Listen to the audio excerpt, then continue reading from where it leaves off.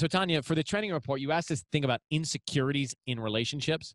Yes. And this might be something next on, could be good for your watch list, because the Biebers have a new Facebook series. It's called the Biebers on Watch. It's a 12 episode series, and it was shot completely on GoPros. So no camera crew, which means raw, vulnerable conversation, because it was literally just the two of them. So if you guys remember, Haley and Justin got married in September of 2018, and they kind of, in this episode, they opened up about their 2-year breakup and how they found their way back to each other. But the most interesting thing that I found was when they talked about insecurities in their marriage.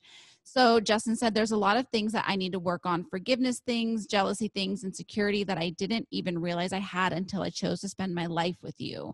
And so I feel like insecurities in relationships, everybody has them, but nobody really talks about them. So that's why I thought we should talk about them. Well, here's the thing, jealousy. Let's talk about it. I think when you fall in love with somebody, you think they're the most beautiful person on the planet. So when you think that they're the most beautiful, wonderful, good person on the planet, then you think other people think that too. And that's when jealousy can start. But it's almost out of flattery that jealousy begins. I think that's my biggest one. I wouldn't say it's jealousy, but it's like I always feel not good enough. And so I've been noticing in my relationship, I feel like I'm not good enough because I feel that way, that my boyfriend is like this amazing, perfect, amazing, everything that everybody wants.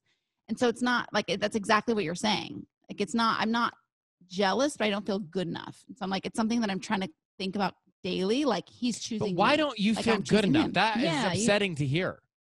You should feel good enough. It's something no matter that what. I know, but it's something that I struggle with more so in my like professional life. It's something that I've struggled with for years now. It's called like imposter syndrome. Like, you almost don't feel like you're good enough to have anything that you have in life. It's something that I really, really struggle with. And so I'm noticing it popping up in my relationship, and I'm really actively trying to like push it out. That's good that you were aware of it. Have you ever thought about seeing a therapist? I'm not joking. I know you're not joking. I know. I feel like I feel like if you're that specific with a need, like someone might be able to help you through that, because you should not have that. I don't think. I don't think so either. Well, thank you. And I didn't know you did. I appreciate that. Yeah, I didn't know you did either. But I'm just saying, like, I think someone who's, well, I know your father is studied, but I think someone who's an expert, like, could address that, because that you could, I think for sure you can overcome that. Mm-hmm. And my father can't treat me because he's my dad. It's too close. Right, but doesn't he have a friend? What I mean? Like, I couldn't. Well, sure. But it's interesting. Like, your dad does that for a living, and you've never thought about doing that? I know.